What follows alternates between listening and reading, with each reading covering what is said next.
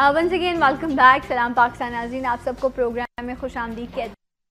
आज एक ऐसे मेहमान मेरे साथ मौजूद हैं जो पहले भी मेरी इस हॉट सीट पर मुख्तलिफ़ मरतबा आ चुके हैं, बैठ चुके हैं, लेकिन आज उनका स्टेटस तब्दील हो चुका है।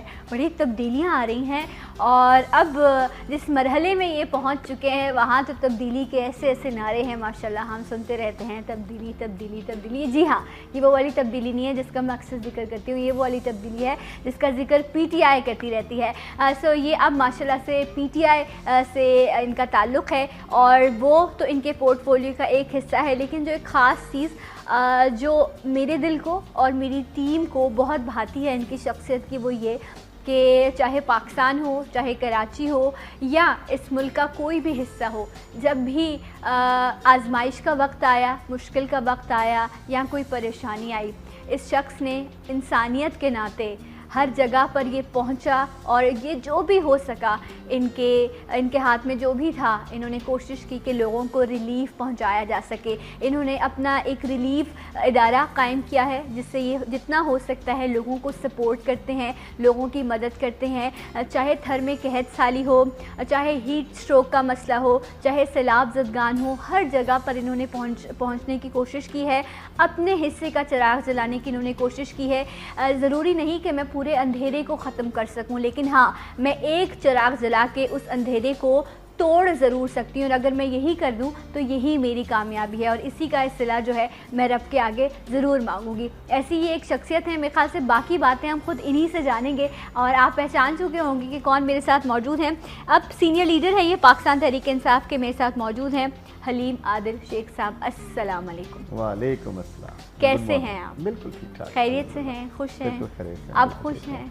आप में तब्दीली ज़्यादा आ गई है कुछ, हमें तो आ ही गई है, लेकिन आप मैंने पिछले साल के बाद देख रहा हूँ तो बहुत तब्दीली नजर आ रही है। अच्छी तब्दीली है ये बताएं या बुरी तब्दीली है, बस ये बता दें आप। खासी अच्छी है, खासी अच्छी ना, बस ठीक है, फिर आगे बढ़ते हैं।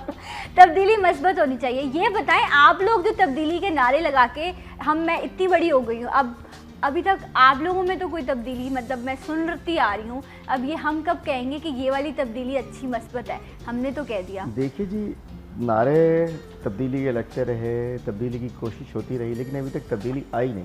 कब आएगी? और जैसे आपने बताया कि बिल्कुल मैं था, मुस्लिम लीग से मेरा ताल्लुक़ था, लेकिन चूँकि हमारी जो पुरानी पार्टी थी वो तहलील हो गई थी, मतलब, और ये पहली दफ़ा ऐसा हुआ है कि मैंने जब PMLQ में था, मैं भी मासूमाना सवाल कर लूँ वसीम बादामी जैसा।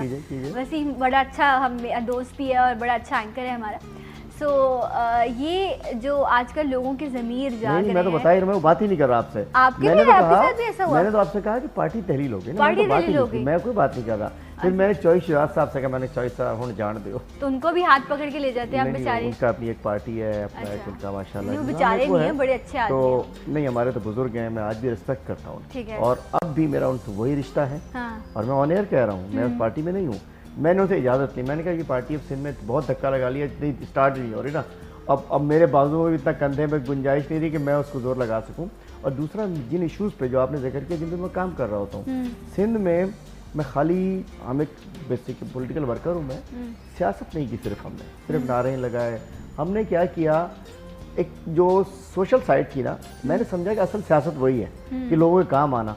उसके अंदर एक शख्स के लिए बहुत मुश्किल होता है काम करना उस अंदाज से, लेकिन अगर पार्टी भी उसी किस्म की हो तो जरा वो काम आसानी से कर लेते हैं। जब आप असेंबली में भी बैठे हो, फिर आप आवाज़ भी उठा सकते हैं। मैंने उनसे बाकायदा इजाज़त ली। और ख़ास बात एक और चीज़ आज मैं आपको बता दूं कि जिस दिन मेरी खान साहब से मुलाकात थी, मेरी PTI में ज्वाइनिंग थी, उस दिन मैं चौधरी शिराज साहब घर से ही गया था और उन्हीं की गाड़ी भी गया था और वापस भी वहीं आया था। ये क्या मैं बता रहा हूँ कि एक उनसे एक रिश्ता एक बुजुर्ग वाला है और आज भी रहा। और मैं नाराज नहीं हुए आपसे? नहीं, उन्होंने देखिए, मैंने कहा आप ऐसा सोचें कि जैसे कि आपका कोई छोटा भाई के लिए फैसला करना हो, ये नहीं सियासत, मुझे ना समझो, हमारे बड़ा अच्छा पुराना रिलेशन है। इमोशनल डील किया है आपने उनको? नहीं, मैंने 6 महीने लगाए। अभी आपके शो से पहले आपके डायरेक्टर साहब मुझसे इतनी देर क्यों लगाई? देखिए, और बड़ा आसान होता है कहीं जाके। और दूसरा, मैं पहले पार्टी से निकला, मैंने ये नहीं किया कि जी PMLQ का सदर PTI में चला गया, नहीं, मैं अपने आप को मजीद अच्छा कैश कर सकता था, बिक सकता था, बड़ी शायद खबर लग जाती, उसके अंदर बम्पर शम्पर चल जाते आपके शो में, लेकिन मैं अपने आप को अलहदा किया। मैंने जो है अपनी पार्टी बना लिया। उसके 3-4 महीने बाद मैंने तहरीक इंसाफ ज्वाइन की और जिस दिन पार्टी छोड़ी उस दिन मैंने कहा कि मुझे चॉइस साहब से कोई इख्तलाफ नहीं है, लेकिन जो आज कह रहा हूँ उस दिन कहा था कि चूँकि पार्टी सिंध में तहलील हो गई, अब यहाँ वो चल नहीं रही ना, मैं अकेला क्या कर लूँगा। तो उनसे कह, और लाजमी बात है फिर जो पार्टी थी, चूंकि इमरान खान अच्छा, साहब 92 से हाँ। उस वर्ल्ड कप से एज अ क्रिकेटर हम सब के आइडियल रहे, आपके भी होंगे हमारे भी रहे, किसी के एज अ पॉलिटिशियन है, किसी के एज अ क्रिकेटर, सबके है ना, हीरो थे, पाकिस्तान को वर्ल्ड कप दिलाया, तो वो एक आइडियल थे जिसको हम बाहर से लाइक करते थे, उनकी आइडियोलॉजी को लाइक करते थे, लेकिन हम बाहर बैठे हुए थे, अलग बैठे हुए थे, वो इजी रहा। और दूसरा हम राइट के लोग हैं, हम पाकिस्तान जिंदाबाद कहने वाले लोग हैं, हमारी एक सोच के लोग हैं, तो वो मिल रही थी। तो कुछ और भी लोग आए अभी इन दिनों में पाकिस्तान जिंदाबाद कहने वाले, तो आपने उनके बारे में नहीं सोचा कि वो तो ज़्यादा एनर्जेटिक हैं, ज़्यादा यंग लोग हैं, तो चलिए पाकिस्तान जिंदाबाद ही कहना है तो आए, फिर वहाँ तो फिर झंडा भी लगाए आ जाते हैं। तो मेरा ख्याल है कि वो जो आपका सवाल है मैं उससे एग्री नहीं करता उस अंदाज से। अच्छा, बिल्कुल आपका हक है, जमहूरियत है, मैं सवाल कर सकती हूँ, आप डिसएग्री कर सकते हैं। उससे मैं एग्री नहीं करता हूँ ना, मतलब है कि झंडा लगाने से या नाम रख लेने से पाकिस्तान जिंदाबाद क्लियर नहीं होता है। अच्छा चलिए आगे बढ़ते हैं, है ना? ये बताएं आगे बढ़ते हैं, घर जाना ना, थोड़ा सा सेफ खेलते हैं, वापस घर जाना, बिल्कुल जाना है। अच्छा ये बताएं कि जो है चौधरी साहब जो है, अब आपने सोचा है कि अब आप खान साहब के साथ आप उनके घर भी जाएं दावत लेकर के, आइए आप हमें, जो देखिए एट द एंड जितनी पार्टीज हैं, मैं एक खुशगुमानी यही कर सकती हूँ ना कि सब पार्टीज़ यही चाहती हैं, मुझे नहीं पता क्या चाहती है, लेकिन हमें ऐसे ही लगता है कि सब यही चाहते हैं कि पाकिस्तान एट द एंड अच्छी जगह पर पहुंच जाए, पाकिस्तान की तरक्की हो, यही मैनिफेस्टो में बात होती है ना आप लोगों की। तो ठीक है चले जाएं चौधरी साहब उनके पास, चौधरी बरादरान के पास, उनसे क्या आ जाएं, शामिल हो जाएं। वो एक अलग उनकी पार्टी है, लाजिम बात है अपनी पार्टी को हेड कर रहे हैं, ठीक है। तो मेरा वो नहीं है कि मैं, हम किसी कल कोई कोलेशन बनता है, अभी भी आजकल कोलेशन तो चल रहा है, हाँ। आजकल तो उसमें सब पार्टियां, चौधरी साहब भी इसमें शामिल हैं, जो एक पनामा लीग, नाराज भी हो गई हैं, पनामा लीग पे चल रहा है, वो तो एक चल ही रहा है ना इशू के ऊपर। मेरा ख्याल है कि एक पार्टी हेड को एक पार्टी उनकी अपनी है, और अल्हम्दुलिल्लाह पंजाब में ठीक चल रहे हैं वो, तो कल अल्लाह करेगा देखते हैं 2018 में शायद कोई अलायंस हो जाए, कुछ हो जाए, लेकिन मैं नहीं समझता कि इस स्टेचर के ऊपर जाकर हम उनसे कह देंगे नहीं जी आप इस पार्टी में आ जाएं, और ये काम मेरा नहीं है। ये हमारी इस वक्त पार्टी लीडरशिप का है कि वो किसको बेहतर समझते हैं, किसको नहीं समझते, किसको दावत देना चाहते हैं, किसको नहीं दावत देना चाहते, लेकिन मेरी जो उनके लिए जज्बात हैं जो पहले थे वही मेरे। अच्छा ये बताएं कि ये जिस तरह आपने कहा कि आप उनकी आइडियोलॉजी को जो है वो बहुत पसंद करते हैं खान साहब की, सो पहली मीटिंग आपकी उनसे जब हुई तो वो कैसी रही, कहाँ हुई, क्या बातें हुई और आपको कैसा लगा उनसे मिलने के बाद? देखिए मेरा ख्याल है कि दूर से बैठ के थोड़ा सा लोग कहते थे यार खान साहब ज़रा सख्त हैं, रूड हैं, ये वैसे इम्पैक्ट है लोगों पर उनका, लेकिन 90 डिग्री चेंज। यकीन बताइए, मैं आज आपके थ्रू भी पैगाम देना चाहता हूँ। लोग कहते हैं ना अक्सर अभी किसी हम कहते हैं ना आज कहते हैं नहीं यार उसका माहौल हम एडजस्ट हो पाएंगे, नहीं हो पाएंगे, हमें कबूल किया जाएगा, नहीं कबूल किया जाएगा, ये अक्सर अब हम किसी डिस्कस कर रहे होते हैं। ख़ासतौर पर हमारे सिंध के जो वडेरे शडेरे हैं वो तो बहुत परेशान होते हैं, कहीं जाएंगे हमें चाय भी मिलेगी, हमने कहा हर चीज़ मिलती है। तो अल्हम्दुलिल्लाह मेरी इस्लामाबाद में मुलाकात हुई थी, और जी तो उसको मैं समझता हूँ कि उन्होंने जिस तरीके से कोई एक बड़ा किसी एक अपने क्या कहना चाहिए कि न्यू कमर को या अपने नए साथी को या अपने किसी छोटे को जिस अंदाज से बात करता है, मैंने वही चीज़ देखी। उन्होंने वेलकमिंग थे वो बहुत ज़्यादा, और उन्होंने एक एतमाद दिया। सबसे बात यह है कि ज़्यादा कोई लंबी चौड़ी कोई डिस्कशन नहीं हुई, कुछ नहीं हुआ, क्योंकि हम जब जहनी तौर पर तैयार हो तो फिर कुछ नहीं होता। और फिर हमने उनका कहा इंशाल्लाह सिंध में मेरी एक डिस्कशन है, मैंने कहा कि इंशाल्लाह तहरीक इंसाफ का पैगाम, मैं आपका पैगाम सिंध के गांव गोठ तक पहुंचा दूँगा। अच्छा, एक ही बात हुई कि जी इमरान खान का पैगाम सिंध के ठेले वाले को, रेड़े वाले को, ड्राइवर को, किसान को, मजदूर को, हारी को, ज़मींदार को, इस तक डायरेक्ट पहुंचाना है। अच्छा। बस टीवी से निकल के, टीवी से सब पहुंचा सकते हैं, शो में बैठ के बस, लेकिन उसके बाद जाकर अल्हम्दुलिल्लाह वो एक एतमाद उन्होंने मुझे दिया, और मैं फिर निकला। और इस 4 महीने मुझे हुए तकरीबन, 24 तारीख को चौथा महीना होगा, 24 जनवरी को मैंने ज्वाइन किया था, आज चौथा महीना हो गया 2-3 दिन बाद। इस दौरान हमने 23 दिन हमने एक फिर यहाँ आके एक बस बनाई। हाँ, वो बस में मैंने आपको देखा, बड़े आप आ गया कि शाह साहब भी आपके साथ थे उसमें, और वो बड़ी कोई वैसे कितना खर्चा आया था उस बस पे? ये बहुत पुरानी है, और ये वही बस है। किसकी बस है ये? जरा उसका तो पोस्टमार्टम करिए। ये मेरी बस है। आपकी बस है माशाल्लाह। ये कब बनी? और ये बताओ, ये आपने देखी होगी, बड़ी लग्जरी बस है। मैंने आपने नहीं, इसके मल्टीपर्पज है ये, बेसिक ये हम मेडिकल कैंप पर इस्तेमाल करते हैं। देखिए अगर बेड को बना हुआ है, मरीज भी लेट सकता है, मैं सो भी सकता हूँ उसमें। ठीक है। ये हमने जो थर में, आपके बहुत सारे नाज़रीन जानते होंगे, आपकी टीम के और वक्त टीवी के आपकी बहुत सारे जो आपके जो न्यूज़ टीम है जानती होगी कि इस बस में हमने थर में कई कैंप्स लगाए हैं। इस बस के ऊपर रज़ाइयाँ होती थी, अंदर इसके डॉक्टर्स होते थे, इसकी कबर्ड्स में दवाइयाँ होती थी, और कहीं भी जाके हम इसको खड़ा करते थे, और ये एक मोबाइल रिलीफ कैंप होता था। अल्हम्दुलिल्लाह थर ऑपरेशन इसमें हमने चलाया। और ये बनाई कब हमने, ये 2012 में, मैं उस वक्त मिनिस्टर था रिलीफ का। अच्छा। इसका ही बताता हूँ आपको। अच्छा, फ्लड्स आए हुए थे 2012 में, 10 में तो 71 लाख लोग मुतासर हुए, 11 में 91 लाख लोग, 12 में 35 लाख लोग हुए। तो मैं 12 के शुरू में, 11 में नहीं था, 10 और 11 में बड़े सिंध के बारे में बहुत पीछा, मैं उस वक्त नहीं था, मैं 12 में आया था। बच जाऊं ना, पहले बता दो दूँ ना, 2 फ्लड्स में तो बड़ा हुआ था ना, उसकी वजह से उस वक्त की गवर्नमेंट ने मुझे, मैं स्पोर्ट्स का मिनिस्टर होता था, तो एडवाइजर था, मिनिस्ट्री मेरे पास थी, वो अल्हम्दुलिल्लाह वो मेरी एक ज़ाती सोशल उसको देख के फिर एज ए चैलेंज रिलीफ दिया गया था कि फ्लड्स आए हुए हैं और खाली मादिल आप जाके देखो। तो मैं उस वक्त मुझे जो एतमाद किया कि मैं उसका शुक्रगुजार हूँ। उस वक्त कोलेशन में थे हम, तो वहाँ हम जाते फ्लड्स के ऊपर, कंबर में, शदाद कोट में, बंदों पे लोग डूबे हुए हैं। अब जी 6 बजे के बाद हमें अपना सर छुपाने की फिक्र पड़ जाए कि जी अब रात होने वाली है, ये 30 लोग हैं, हम जाएं। अच्छा, बंद कोई शहर में तो होता नहीं है। अब कंबर शहजादपुर की अगर बात कर रहा हूँ तो वहाँ से कोई 2.5 घंटे बाद आप कराची, हैदराबाद पहुँचते हैं, सॉरी लाड़काना पहुँचते हैं। अब आप 6 बजे के बाद प्लान करो, आपने सर्किट हाउस जाना है, फिर इश्यूज तो रात भर भी होते हैं, फजर में भी होते हैं। तो फिर आपने ये बस बनाने का इसको मैंने मोबाइल ऑफिस बनाया एक तरीके से। इसके अंदर फिर कनेक्टिविटी भी थी, सब कुछ था, टेंट भी थे। तो फिर क्या होता था, जहाँ वो क्या कहते हैं कि प्रॉब्लम, वो जहाँ खड़े हैं, टीम को भी पता होता था कि रायत यहीं रहना है इसके अंदर, हमने बाहर टेंट लगा लेते थे। और शामत आती थी अफसरों की, उन्हें पता होता था कि ये पागल आदमी आ गए, अब हमें इसके साथ साथ 11 बजे तक बंदों पे रहना पड़ेगा। तो अल्हम्दुलिल्लाह बेसिकली ये एक मोबाइल रिलीफ कैंप था, मोबाइल ऑफिस था। फिर जो वक्त के साथ साथ उसकी वो तब्दील होती रही। अब हमने पीटीआई में आने के बाद उसमें थोड़ी वो हमने लग्जरी कर लिया है। लग्जरी नहीं किया, हमने उसकी छत पे स्टेज बना लिया, और कुछ नहीं किया। नहीं, क्योंकि हमने पीटीआई में बड़ी लग्जरी चीज़ें देखी ना, कि जितनी भी जब सड़कों की सियासत की गई तो उसमें बड़ा ही लग्जरी चीज़ आप देखें ना, जितने भी हमने जो आप क्यों नहीं, आप देखें ना, जो रहने के लिए चीज़ें इस तरह के ट्रक, कंटेनर था। कंटेनर में जिस तरह की सामने वाले लोग सड़कों पे रह रहे हैं, बर्थ वो था छत पे पड़ा हुआ था उसकी, और कंटेनर में कुर्सी थी। मतलब कंटेनर के अंदर रह रहे थे ना, किसी बंगले में तो नहीं रह रहे थे। वो कंटेनर भी किसी उससे कम क्या था उसमें, आप तो नहीं गई उसमें, मुझे पता है। मैं नहीं गई उसमें, स्टूडियो अपार्टमेंट लग रहा था मुझे, एक छोटा सा, मजे का। रहने के लिए आपको कुर्सी चाहिए, आपको बैठने के लिए आप, लेकिन कंटेनर था, उस पे खान साहब सोते थे। हम तो यकीन जानिए एक और दिन आप गए थे? एक चीज और बताऊं आपको, हम दोनों कादरी साहब के साथ होते थे। अच्छा। मैं यकीन जानिए एक दिन बताऊं आपको, जिसने मुझे तय किया कि यार अब जाना है, हकीकत बताऊं आपको। बहुत सारी आज इत्तेफाक आपने छेड़ दिया ना, वो इस एंगल पे बात नहीं हुई आज तक मेरी। जिस दिन वहाँ जब धरना हुआ था, जब वो हो रही थी ना, शेलिंग हो रही थी, शेलिंग के वक्त एक खान साहब थे, एक दो उनके साथ, और एक वो पेशावर के थे, और एक बलूचिस्तान वाले। मतलब उस वक्त जो खान साहब ऊपर खड़े थे, चूँकि हम कादरी साहब के उस तरफ थे, तो उनका रिस्पांस भी हम देख रहे थे। कमेंट नहीं करता उसके ऊपर मैं।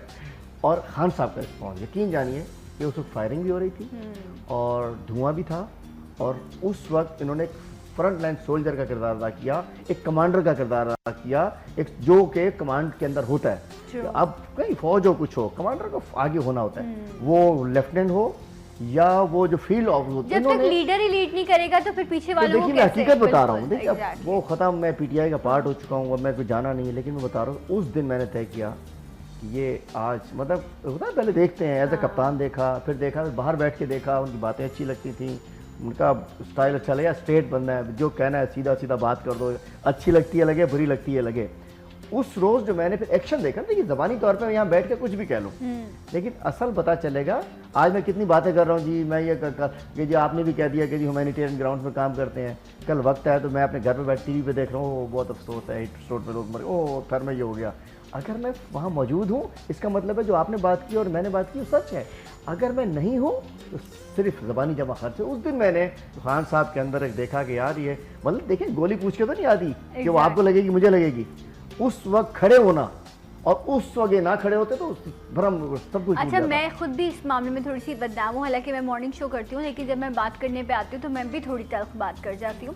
लेकिन मैंने अगर आपकी लाइफ के उस इम्पैक्ट को डिस्कस किया तो इसीलिए किया क्योंकि शायद मैं तो आपके साथ फील्ड में नहीं गई, लेकिन मेरी टीम के बहुत सारे मेंबर्स ऐसे हैं जो रिलीफ के हवाले से बहुत बार आपके साथ गए हैं।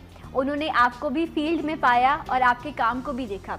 इसी वजह से आज इतना बड़ा अपने प्रोग्राम का हिस्सा मैंने आपके उस एस्पेक्ट को दिया, क्योंकि हमने देखा है आपको इस तरह। मैं आज एक चीज़ चाहूँगा कि इसका बच्चों का भी हीट वेव आने वाली है। पिछली दफ़ा भी तीसरे चौथे रोज़े के ऊपर इस दौरान मैंने नहीं आना आपके पास, मतलब हफ्ते 10 दिन में तो नहीं आ जाऊँगा। तो मैं चाहूँगा उस हीट वेव जो कराची में आई थी, जो हीट स्ट्रोक बन गया, तो क्या करें आप लोग? 2,500-3,000 लोग उसमें मर गए। हम तो कोशिश कर रहे हैं जो मैक्सिमम कर रहे हैं। मैंने पिछले दिनों कमिश्नर साहब से मुलाकात की, चूँकि मेरे पास वो फर्स्ट हैंड एक इन्फॉर्मेशन है, वो प्रैक्टिकल जो मैंने देखा, क्योंकि जब हुआ है कि मैं घर में तो जाता था, कुछ होता था, अखबार देखा, संडे अखबार पढ़ा, चल पड़े। पिछले साल रमज़ान शरीफ था, मैंने देखा कि जी इतने लोग मर गए, इतने लोग मर। मेरे जहन में था कि जनाब मैं कराची है, यहाँ तो दुनिया पलटी हुई। मैं बता रहा हूँ कि क्या एक आपको, हम इसी चक्कर में नहीं जाते यार ये तो वो कर लेगा, ये तो वो कर लेगा, ये तो वो कर लेगा।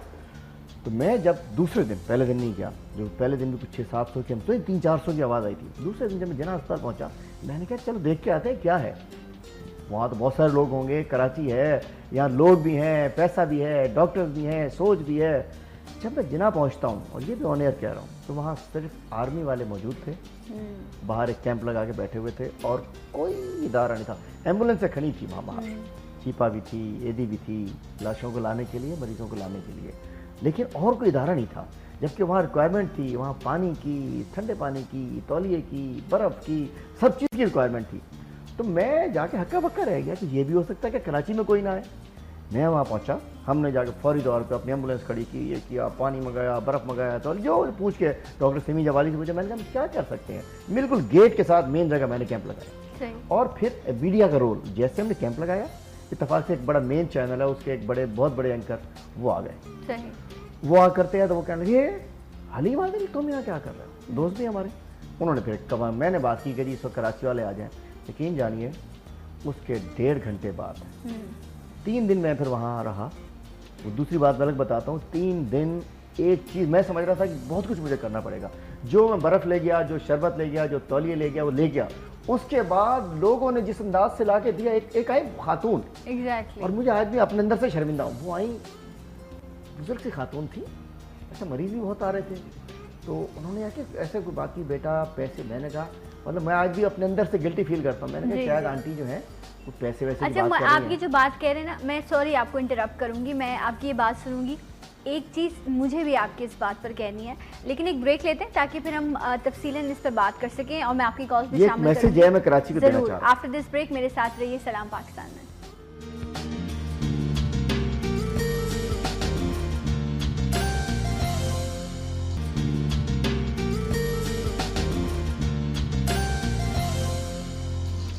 वंस अगेन वेलकम बैक, सलाम पाकिस्तान नाज़रीन। हलीम आदिल शेख साहब हमारे साथ मौजूद हैं, जो अब सीनियर लीडर हैं पाकिस्तान तहरीक इंसाफ के, और हम बात कर रहे थे कि पिछले साल हीट स्ट्रोक में जितनी जानें ज़ाया हो गई उन पर बहुत अफसोस है हमें, और अब दिल ये डरता है कि अब आने वाला रमज़ान जो है वो बस खैर आफियत के साथ गुजर जाए। और जो पिछली शब गुजरी है, जो बड़ी रात थी, शब बारात की रात थी, यकीनन मैंने भी इस रात बड़ी दुआ की कि या अल्लाह अब किसी बच्चे को यतीम ना करना, किसी बाप का साया ना अपने बच्चे के सर से उठाना, इस तरह की अमवात ना करना कि लोगों के घरों से इतने जनाजे एक घर से उठे। आप जो बात कर रहे थे ना, आप अपनी बात मुकम्मल करें तो मैं एक चीज़ उस हवाले से आपसे कहना चाहूँगा। आपने कहा एक खातून आई आपके पास, एक बुजुर्ग खातून है मेरे पास, हम वहाँ कैंप में खड़े हुए थे अपने ना, तो उनके आवाज़ पूरी, रश था बहुत ज़्यादा, तो मेरे जहन में आया कि ये कोई पैसे की उन्होंने बात की है। मैं समझा कि ये कोई मरीज़ हैं और कोई शायद इस कैंप में कोई पैसे की शायद डिमांड कर रही है ना। मैंने कहा आंटी पैसे हम नहीं कर सकते, हम बस ये हम कर सकते हैं पैसे का। तो मैं शर्मिंदा हो गया, कहने लगी बेटा मैं कुछ लेने नहीं आई, मैं कुछ देने आई।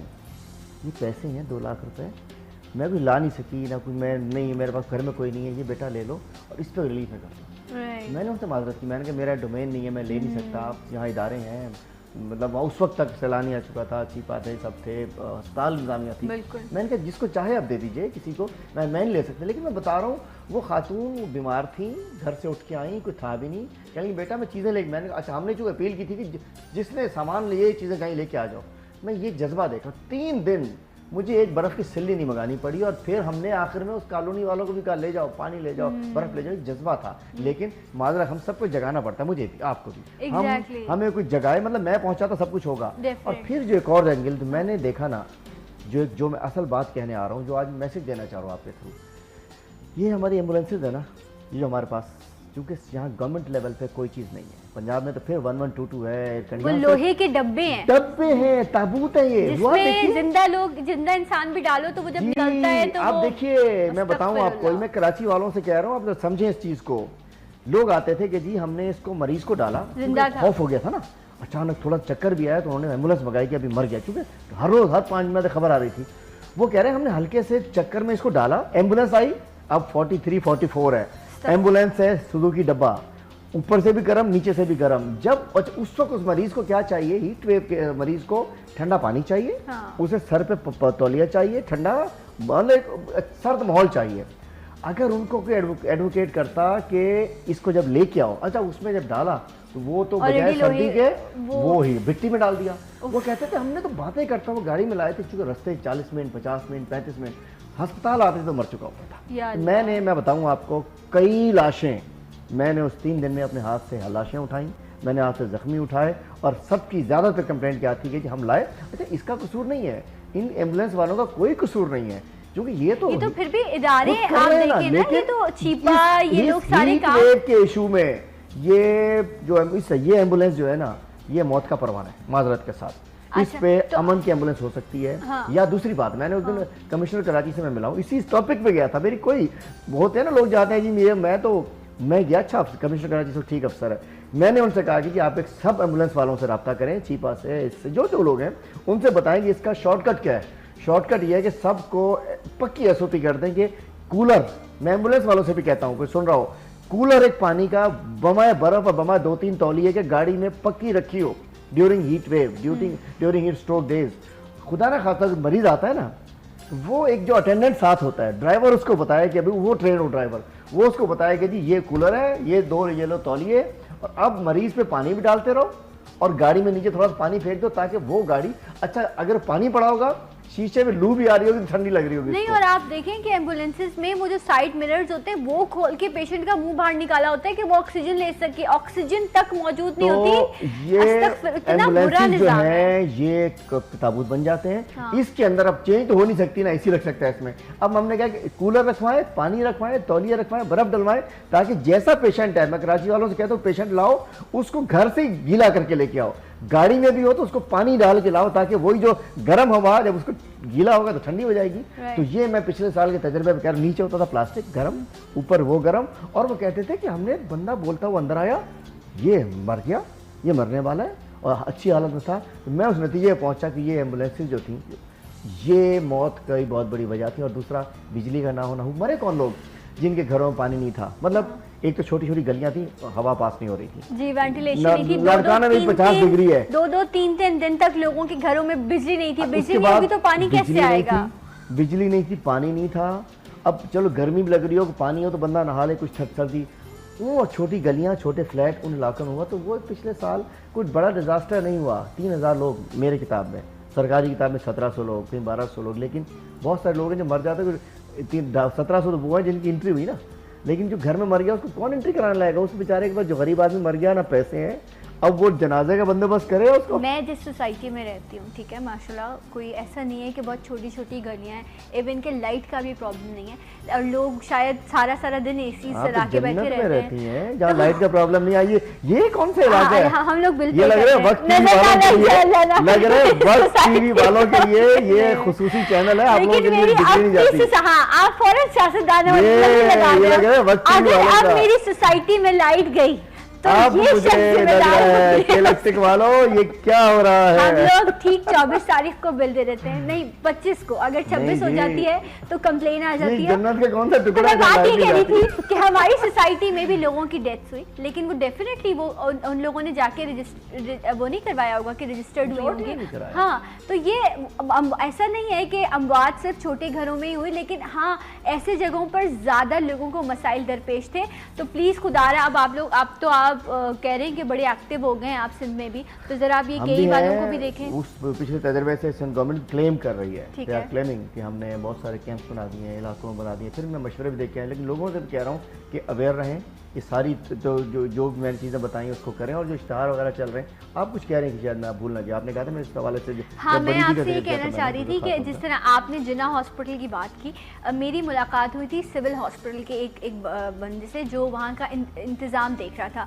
मैंने उससे कहा, मैंने कहा आप लोग क्या करते हैं, आप लोगों के पास तो अद्वियात नहीं है, लोगों के लिए बेड्स नहीं है। तो उसने कहा, उसने मुझे लफ्ज़ कहा, मैं उसमें से किसी लफ्ज़ को कम नहीं करूँगी, जो बात थी वो मैं सीधी आपके सामने कहूँ। उसने कहा आप 2 पानी की बोतलें भी लेकर आई थी। मैं उस वक्त खामोश हो गई, क्योंकि मैं नहीं लेके गई थी। मैं यहाँ बैठी हुई बोल रही थी, लेकिन मैं वहाँ नहीं गई, मुझे वहाँ जाना चाहिए था।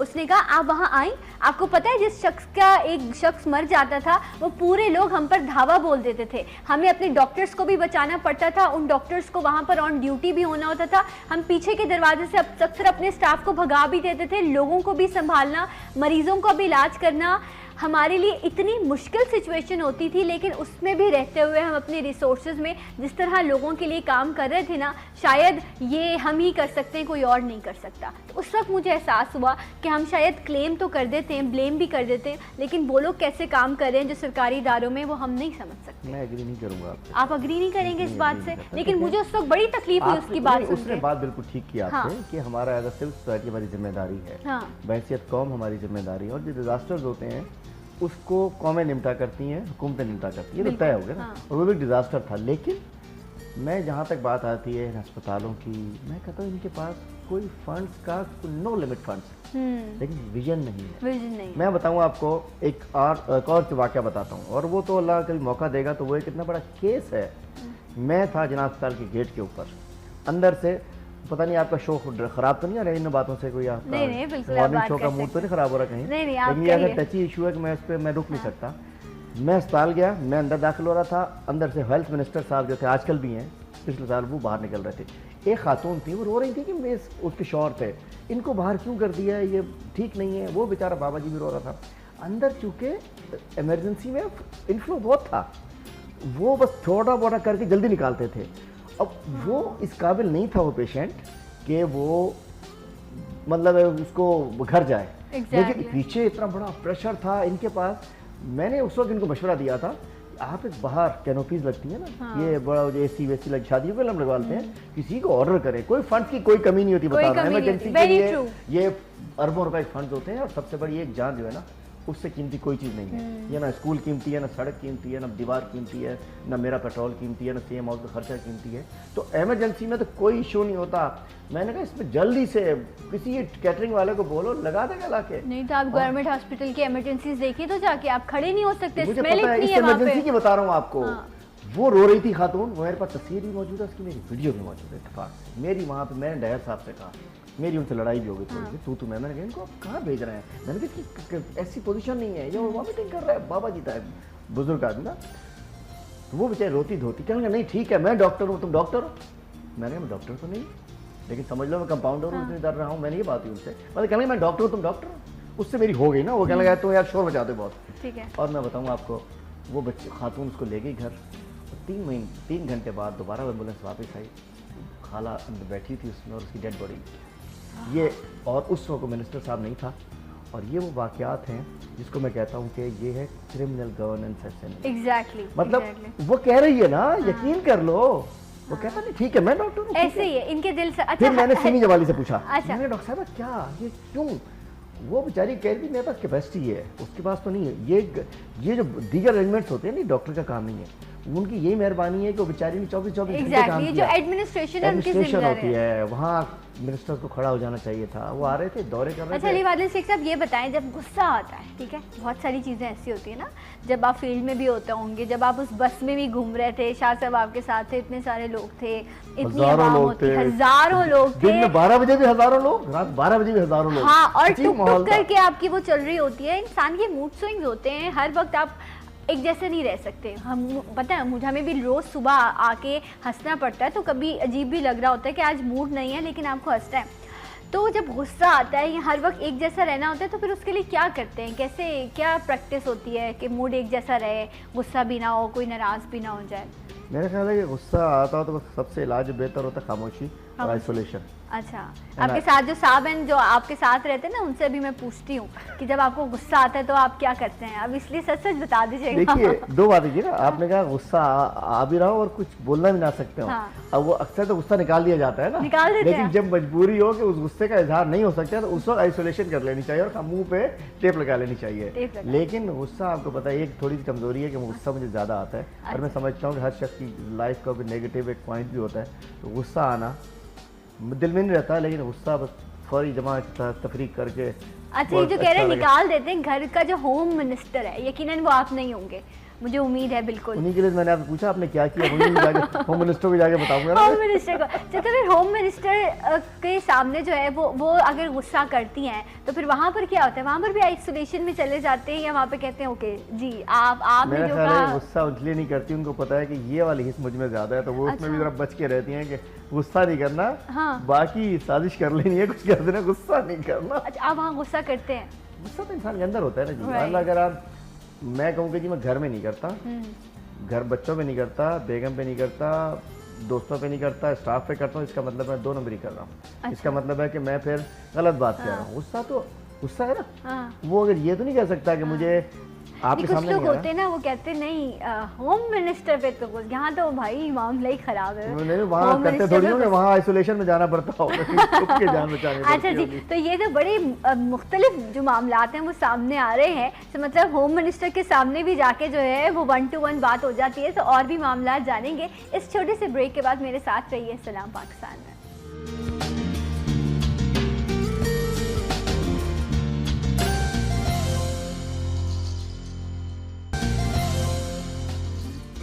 वंस अगेन वेलकम बैक, सलाम पाकिस्तान नाज़रीन, आप सबको प्रोग्राम में खुशामदीद कहते हैं। हलीम आदिल शेख साहब हमारे साथ मौजूद हैं और कुछ मुख्तलिफ गुफ्तगू आज इनसे रही हमारी, और आज मैं अब चाहूँगी इनसे कि कुछ इनकी पर्सनल लाइफ के बारे में, वैसे तो हमने हमेशा पहले भी बात की, कुछ ना ज़्यादा तो नहीं, कुछ तो थोड़ी बहुत कुछ तो सारी नहीं हो सकती, घर भी जाना मुझे, घर भी जाना। अब इस पर भी आपकी, जब आपने बोला ना कि नहीं मैं सामने जो है होम मिनिस्टर की आप गुफ्तगू हो जाती है, बताएं कि एक्सप्रेसिव हैं, जब गुस्से का इजहार करते हैं तो आप एक्सप्रेसिव तो हुए, लेकिन क्या ये भी जेस्चर है कि अगर एहसास हो गया, अक्सर गुस्सा करने के बाद होता है ना यार नहीं आज ज़्यादा हो गया, चलो कोई बात नहीं सॉरी बोल देते हैं, या आज जाकर जो है ये कह देते हैं कि नहीं आज तुम बहुत अच्छी लग रही हो, या ये चीज़ ऐसे कर लिया करो, ये भी इमोशन है या सिर्फ गुस्से वाले इमोशन? नहीं, गुस्से वाले नहीं है, मतलब है कि गलती ये तो मेरे कैमरामैन ने भी बता दिया आप गुस्सा करते हैं। चले इस बात से अब आगे बढ़े तो तस्दीक हो गई। वो तो गुस्सा एक ऐसे बंदे के सामने करना पड़ता है माजरत के साथ। एक मियां मन्नान है, पूरे शोज में आपके सामने बैठे ना, आपकी मुस्कुराहट वगैरह सारी खत्म हो जाएगी ना, आप उठाइए शायद पेपर वेट ना सर में मारते हैं। अगर किसी दिन मैं बिलवाता हूँ हॉट सीट पे, मैं कहता हूँ डायरेक्टर साहब हॉट सीट पे मियां मन्नान को भिजवा दे फैसलाबाद से, आप देखिएगा ये, और पेपर वेट वगैरह करीब कोई ना हो उस दिन ना, किसी शख्सियत पर जो है वो उंगली नहीं उठाते हैं हम। मतलब वो एक ऐसी शख्सियत है ना, डिफरेंट किस्म की, मजेदार किस्म की चीज़ है वो, गुस्सा सभी को आया था उसके ऊपर। देखिए मैं समझता हूँ गुस्सा आना ये एक इनबिल्ट चीज़ है, किसी को आता है किसी को नहीं। नहीं मैं ही बोल रही हूँ, सॉरी बोलते हैं, अल्टीमेटली सॉरी बोलते हैं, और उसको ही नहीं, एक तो ये कि घर की बात भी है, स्टाफ से भी सॉरी कर लेता हूँ, और दूसरा है कि शायद इस वक्त अगर गुस्सा हो गया ना 5 मिनट बाद वो दोबारा वापस आया तो शायद याद ही ना हो गुस्सा कभी आया। अच्छा ये बताएं, दिल की सुनते हैं या अपने जहन के फैसलों पर अमल करते हैं?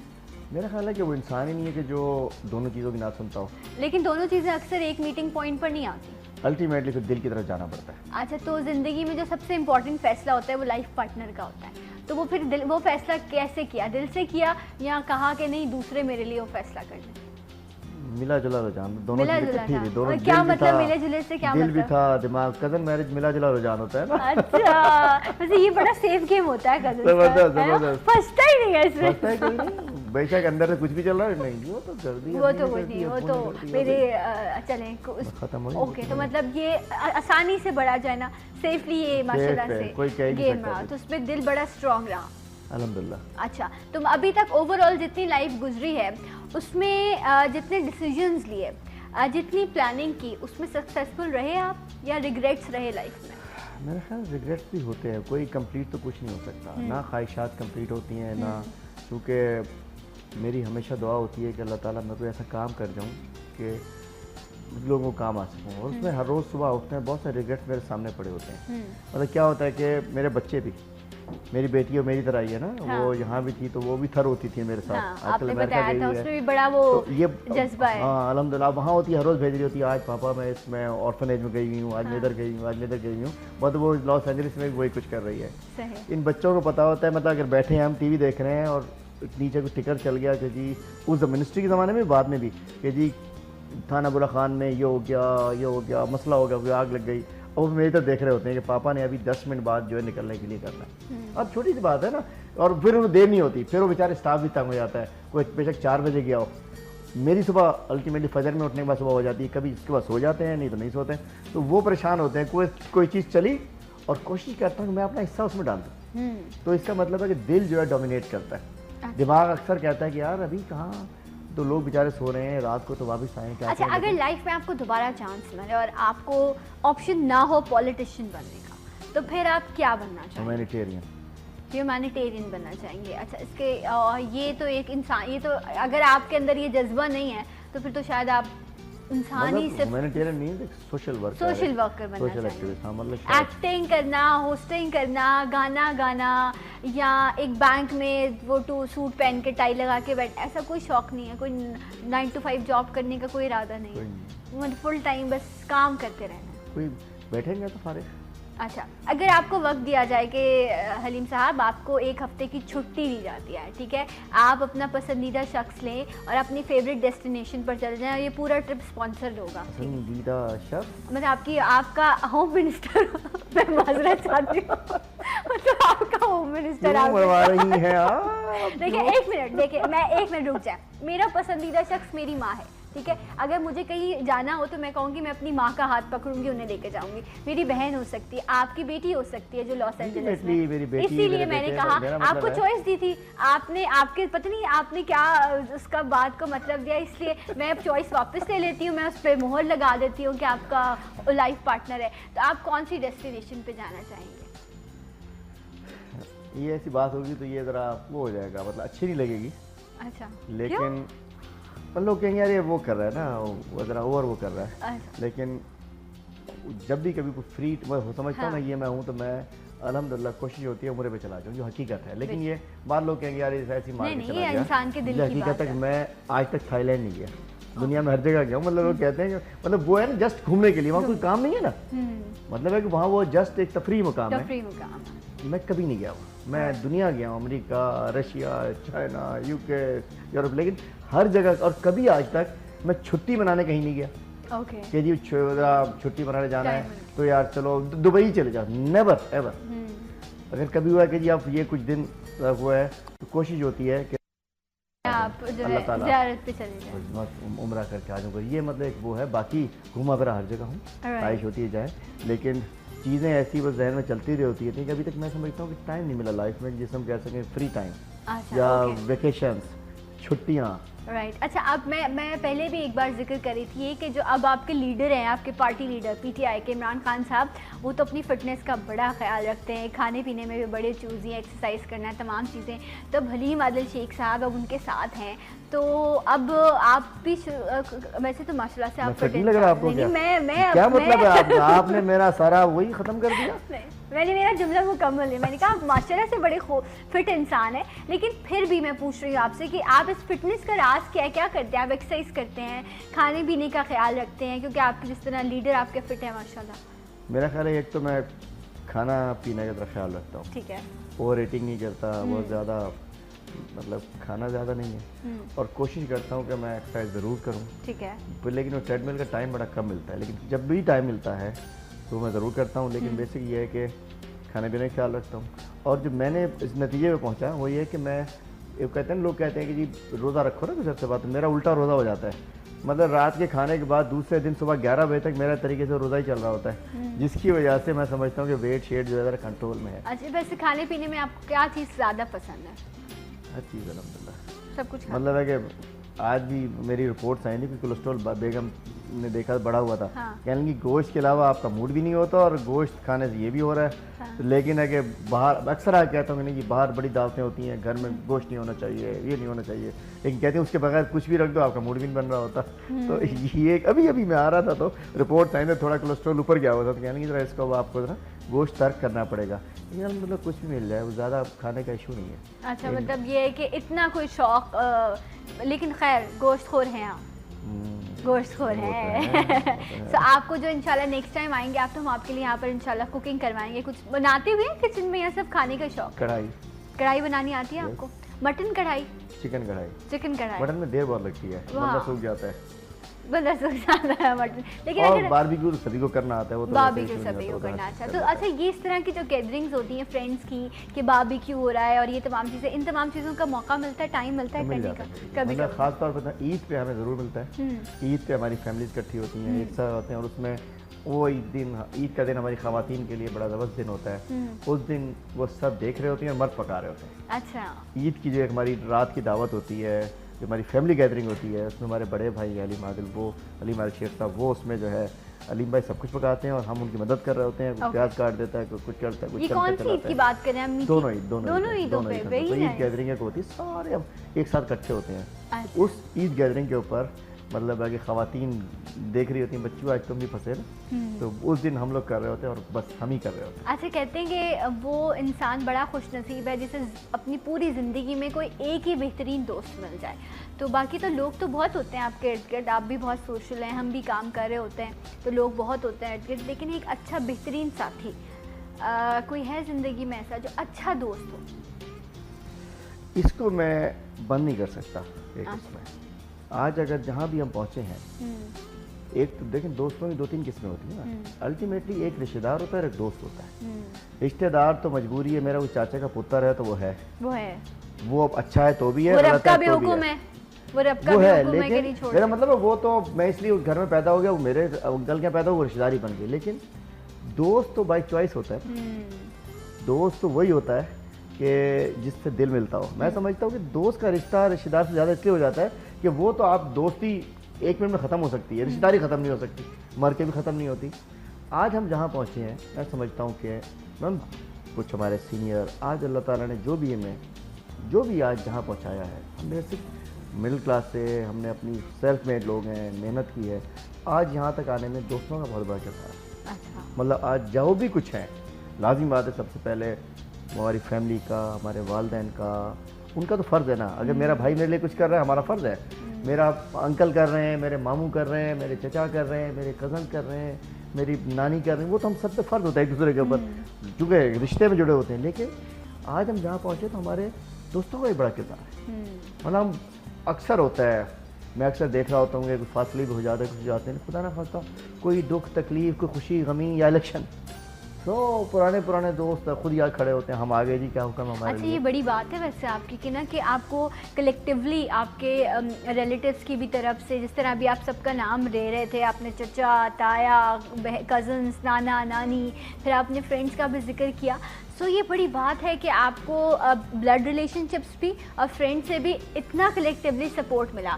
अदरवाइज़ तो ये समझने की बात है, अक्सर आपके खून के रिश्ते भी उन्होंने नहीं सपोर्ट करना होता तो वो नहीं करते, दोस्त तो बहुत दूर की बात है। आज हम जो हैं, मैं समझता हूँ कि अपने लाजिम बात है कि जिनका मैंने जिक्र किया अभी, और उसमें वो दोस्त कोई बहुत सीनियर थे और कोई शायद बहुत हमसे जूनियर थे, शायद वो हमें कुछ नहीं दे सकते थे, लेकिन उनकी जो सपोर्ट में जिसके पास था ना, अगर कभी हमें मिसाल की बात है कि कोई ज़रूरत पड़ी, हमें कहीं हमें कोई मदद की ज़रूरत पड़ी, तो मिसाल के वो इलेक्शन ही हो गया ना, तो कोई आया बेचारा अगर मोटरसाइकिल पे भी आ गया ना, तो वो आ गया जिसके पास जीप थी, तो जीप लेके आ गया। जिसने कहा कि जी मैं ये पूरे मैन पावर की भी तो जरूरत होती है आप लोगों को इलेक्शन में। तो मैं समझता हूँ आज हम जो हैं और हम ही नहीं, अगर आप गौर करेंगी आप अभी जहाँ है ना उस पर भी किरदार ज़रूर होगा किसी का। डेफिनेटली। आप यहाँ सीट पे अगर पहुँची हैं उसमें ग्रूमिंग आपकी वालदाने की, उसके बाद कोई आपको कोई टीचर मिला होगा, वो फ्रेंड्स मिली होंगी, तो होते होते आप यहाँ पहुँची और यहाँ आके मैं देखता हूँ कि अच्छे साफ़ सुथरे चैनल में साफ़ सुथरे माहौल में आप बैठी हुई हैं। उसका अल्हम्दुलिल्लाह एक पूरा एक माहौल सा है ना, जो हम भी देखें। आप लोग जैसे मीडिया वाले लोग, हम पे आप लोगों ने पीएचडी किया होता है ना, तो हमने भी आप लोगों ने पीएचडी किया हुआ होता है, पता होता है कौन क्या है, क्या कर रहा है, कैसे है। अल्टीमेटली आपको हमारी इनर साइड सब पता है, हमें आपकी नहीं, इस मीडिया की ना, क्योंकि हम भी क्लाइंट्स एक दूसरे के ना। आप हमें जानती हैं, हमें आपको जानते हैं। मुझे ये पता है कि आपके पीछे कौन सी टीम है, आपको पता है कि मेरे पीछे क्या है। तो बात यह है कि इंसान एक दूसरे को जानता है। तो आज हम लोग जहाँ पहुँचते हैं और वो लोग जो आज कहते हैं कि नहीं, अच्छा ख़ास बात है ये लोग वो करते हैं जो कहते हैं जी मैं परदादा ये थे, दादा ये थे, खान बहादुर वो, खान बहादुर वो, खान बहादुर वो। तो मैं कहता हूँ कि भाई उन खान बहादुर के बनने में तो किसी का किरदार होगा ना। और उस वक्त जो उन्होंने लेके चले बहुत सारे वो लोग हैं, शायद उनके मुशीर ही ऐसे हों। अगर कोई साहब खान बहादुर, साहब बहादुर, उनके शायद मुशीर ही कुछ ऐसे हों जिसकी वजह से वो आज भी जाने जाते हों। बहुत सारे लोग तो ऐसे हैं कि उनके मुशीरों की वजह से तबाह हो गए। नहीं, और आप जो ये बात कह रहे हैं ना, इसके लिए सिर्फ एक ही छोटी सी बात, यकीनन आप जो बात कर रहे हैं उसमें बड़ा वजन है कि आप किसके नसीब से कहाँ बैठे हैं ये किसको पता।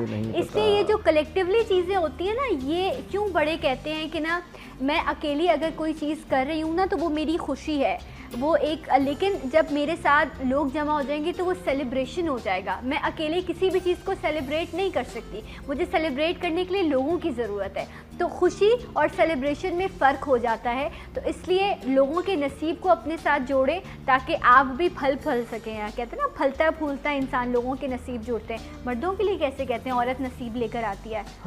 आपकी ज़िंदगी में ऐसा हुआ, बीवी के नसीब से चीज़ें तब्दील हुई? अल्टीमेटली मैं समझता हूँ कि वैसे मर्द मानते नहीं हैं इस बात को। नहीं, अल्टीमेटली मैं समझता हूँ कि नसीब, और दूसरी बात मेहमान नसीब लेके आता है। अरे बिल्कुल। और हमने तो तजर्बा किया हुआ है। कहते हैं मेहमान के आने से 40 दिन पहले उसका रिस्क उस घर में भेज दिया जाता है। बहुत सारी जगह मैंने देखा कि हम हर किस्म के लोगों में बैठे हैं। बड़े बड़े घर होते हैं, बड़े बड़े घर, एक एक उसमें जो शोपीस होता है लाखों का पड़ा होता है, लेकिन फिटकार बरस रही होती है। और छोटे छोटे घरों में जाके मैंने देखा कि वहाँ बड़ा अच्छा, चूँकि मैंने देखा वहाँ पहुँचो नहीं, जो भी है बेचारे के पास उसने अपनी मुर्गी काट देनी है और आपको रोकना है, बिठाना है। जो शायद वो मुर्गी के अंडे से नाश्ता करता हो डेली, लेकिन उसने उस वक्त काट देनी है। मैंने देखा है वहाँ रोशनी होती है, वहाँ खुशगवारी होती है। बड़े बड़े घर, बड़े बड़े शोपीस, अंदर जाओ अल्लाह माफ़ कर, लगता है कब्रिस्तान में दाखिल हो गए।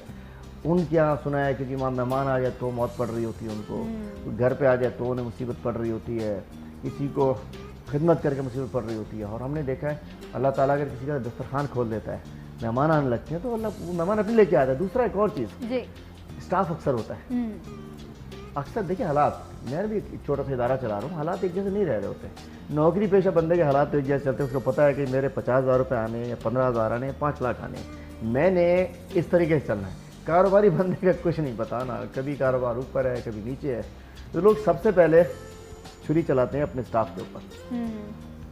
अल्हम्दुलिल्लाह मैं वो नहीं कह रहा, लेकिन ख्वाहिश होती है आखिरी वक्त तक कि पता नहीं इनमें से अब मैं इसको तो एक को निकाल दूँ, एक्सेस हो रहा है, क्या पता अगले इसी के नसीब से सबकी आ रही हो। यही तो बात है, नसीबों से जो है ना इंसान अक्सर ऐसा होता है। और लेकिन बड़ी बड़ी नहीं है। अगर वैसे अगर देखें ना, आपकी जो बुक्स पढ़ी जाती हैं, बिजनेस की बुक्स पढ़ी जाती हैं, आप भी जो भी है वो कहते हैं कि जी अगर बढ़ जाए रिसेशन फौरन बंदे निकालो, डाउन साइडिंग। पता नहीं वो ठीक है कि नहीं, लेकिन मैं उसको सही नहीं समझता। मैं वो यहाँ के फैसले होते हैं ना, लग रहा होता है यहाँ के फैसले, डर लग रहा होता है कि पता नहीं क्या पता मैं इसका चूल्हा बंद कर, अल्लाह ताला मेरी से सबका बंद कर दे। एग्जैक्टली। और अल्लाह ताला चला देता है काम। अच्छा ये बताएं कि मूवीज देखने का शौक है? अभी तो पाकिस्तानी मूवीज बड़ी अच्छी आई, गए मूवीज देखने? सिनेमा जाते हैं?